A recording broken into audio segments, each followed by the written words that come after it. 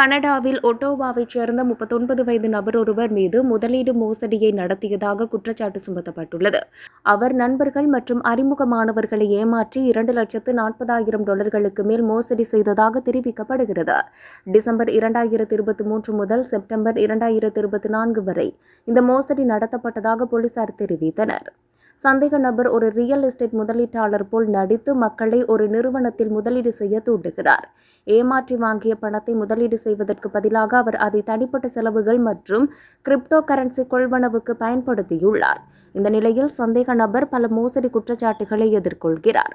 இவ்வாறான மோசடியால் பாதிக்கப்பட்ட எவராவது இருந்தால் ஒட்டாவா போலீஸ் பிரிவைச் சேர்ந்த 613 236 12 22 என்ற எண் மூலம் தொடர்பு கொள்ளலாம்.